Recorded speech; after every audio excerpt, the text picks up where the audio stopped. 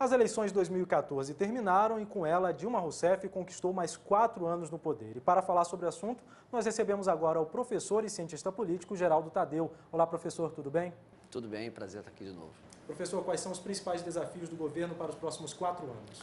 Bom, eu diria que de imediato a presidente Dilma tem que recuperar a confiança dos mercados, reunificar o país, colocar água na fervura, como se diz popularmente, porque houve muita divisão, houve muito enfrentamento e esse enfrentamento atingiu não só o nível político, mas também social. Quer dizer, nós vimos famílias ficarem divididas, vimos colegas de trabalho discutindo. Então, esse é o primeiro desafio, é atuar como estadista e unificar o país. Segundo, recuperar a confiança dos mercados, né, que veio abalada nesses últimos tempos em função da disputa presidencial.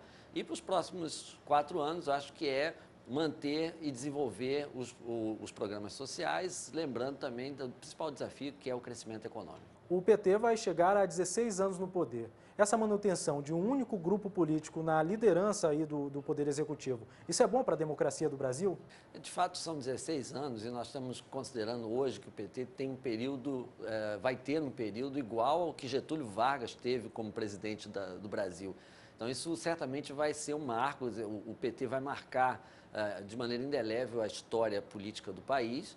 Na verdade, nós estamos falando de uma coalizão liderada pelo PT, são vários partidos que compõem a base do governo federal e acho que o trabalho que o PT tem realizado na ampliação dos programas sociais, na redistribuição de renda, é que está na origem dessa manutenção no poder, na base da manutenção do poder. Na sua avaliação, professor, o que foi determinante para que Dilma Rousseff conseguisse vencer essas eleições? O que foi determinante foi que a grande maioria das pessoas queria mudança sim, mas mudança com segurança.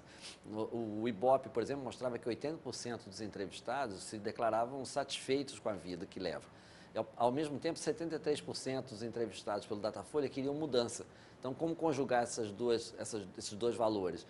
As pessoas queriam, sim, mudança com segurança. O candidato Aécio Neves não conseguiu demonstrar que ele seria capaz de fazer essa mudança com segurança, preservando aquilo que, especialmente, que a nova classe média adquiriu nos últimos tempos. Então, acho que as pessoas preferiram a segurança de Dilma Rousseff a uma mudança maior com o candidato Aécio Neves. Acho que o fundamental nesse caso foi que ela conseguiu demonstrar que ela preservaria as conquistas e caminharia no sentido de reformas, de novas perspectivas de governo. Essa foi a eleição mais apertada dos últimos 25 anos, com apenas pouco mais de 3 pontos percentuais de vantagem para Dilma Rousseff. O senhor acha que essa vantagem tão apertada acende uma luz amarela para o governo do PT? Uma vitória muito apertada coloca mesmo os vitoriosos em dívida com o eleitorado, em dívida com as forças políticas.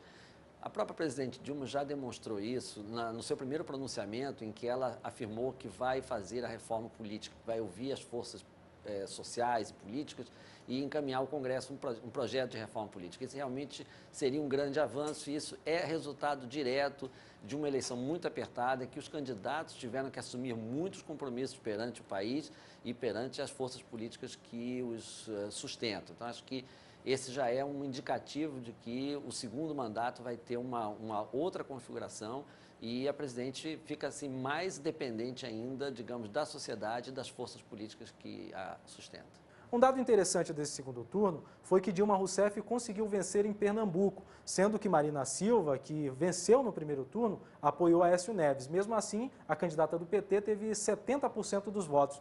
O senhor acha que isso prova que o apoio político não transfere votos? O eleitor, ele faz a sua própria chapa, ele observa o que o seu líder político, o que recomenda em termos de apoio, mas a lógica do líder político não é do eleitor. O eleitor escolhe pela sua sensibilidade, pela imagem que ele tem dos candidatos, por aquilo que o seu entorno, a sua família, a sua comunidade está também percebendo da política. Então, muitas vezes uma ordem de apoio que vem de Brasília não chega na Paraíba, em Pernambuco ou no Ceará, porque o meu entorno nesses lugares está professando uma outra crença, quer dizer, ele tem uma outra visão das coisas. Então, nós vimos que no caso de Pernambuco, Aécio até conseguiu uma boa votação, porque no primeiro turno ele teve 248 mil votos, no segundo ele teve 1.450.000.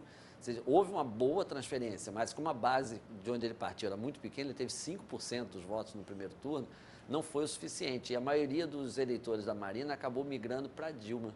Então, isso fez com que a Dilma mantivesse já a boa votação que teve no primeiro turno e, acrescido da transferência da maior parte dos votos da Marina Silva, acabou tendo uma vitória expressiva. Neste segundo turno, a abstenção foi de mais de 21% dos eleitores.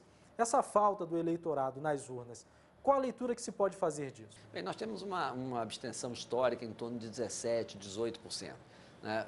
No segundo turno, normalmente a abstenção aumenta, porque muitos candidatos já não estão mais fazendo campanha. As eleições para deputados sempre se resolvem no primeiro turno, então do primeiro para o segundo turno a gente tem menos gente na rua pedindo voto, menos volume de campanha, então é natural que no segundo turno aumente a abstenção.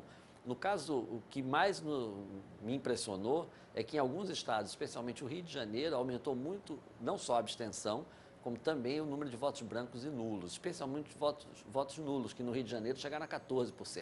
Se você pegar votos brancos, nulos e abstenções do Rio de Janeiro, praticamente 40% do eleitorado não se manifestou nessa eleição. E esse é talvez o dado mais preocupante e eu diria o que restou das manifestações de junho de 2013. Foi essa má vontade com a política e essa deserção do eleitorado. Professor, muito obrigado por sua participação aqui no Boas Novas Brasil. Voltamos no estúdio.